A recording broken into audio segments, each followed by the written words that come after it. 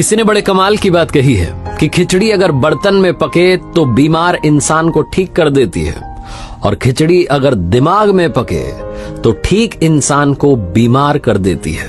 एक छोटी सी कहानी सुनाता हूं एक गुरुजी की, जिनके आश्रम में 30 सेवक थे।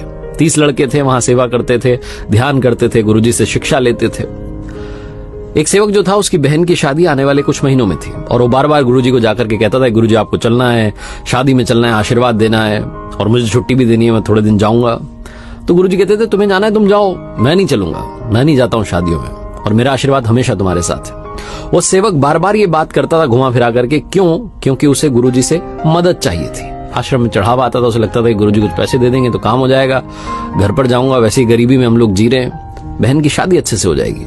लेकिन गुरुजी उस बारे में बात ही नहीं करते थे। फाइनली वो दिन आ गया जब इस सेवक को निकलना था। ये गुरुजी के पास गया आखिरी आज्ञा लेने के लिए कि प्रभु अब मैं जा रहा हूं, मेरी बहन की शादी आपको तो पता ही है, आप भी चलिए। तो गुरुजी ने मना कर दिया, और ये हाथ जोड़ करके प्रणाम करके निकलने वाला था। गुरुजी ने कहा रुको, इसको लगा शायद अब मदद करेंगे, पैसे वैसे देंगे। गुरुजी ने इस लड़के को 5 अनार दिए, और इसके साथ में 2 और लड़के भेज दिए कि जाओ भाई शादी में हाथ बटाना, काम अच्छे से करवाना। ये तीनों लोग वहां से निकले आश्रम से।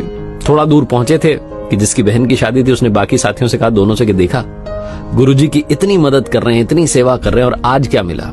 आज जब बुरा समय आया तो गुरुजी ने सिर्फ 5 अनार दिए। गुरुजी को मालूम है कि मेरा परिवार गरीब है, हमारे पास में पैसा नहीं है, लेकिन आज सिर्फ 5 अनार दिए। आज अगर थोड़ी मदद कर देते शादी अच्छे से हो जाती।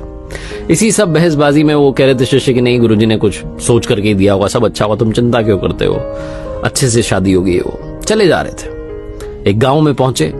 रेतीला इलाका था। उस गांव में इन्होंने देखा कि राजा के सिपाही आए हुए हैं, और जोर जोर से आवाज लगा करके लोगों से पूछ रहे हैं, किसी के पास अनार है क्या, किसी के पास अनार है क्या? तो उन्होंने सिपाहियों से पूछा कि अनार क्यों चाहिए?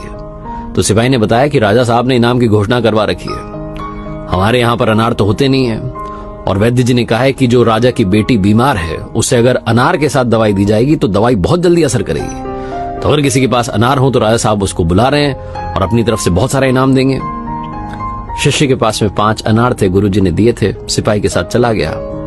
महल में पहुंचे, जाकर के वो 5 अनार दिए, राजा की बेटी ठीक हो गई। राजा ने खुशी खुशी बहुत सारा इनाम दिया, बहुत सारे पैसे, सोने चांदी के आभूषण सब दे दिए कि जाओ जाकर के अपनी बहन की शादी धूमधाम से करो।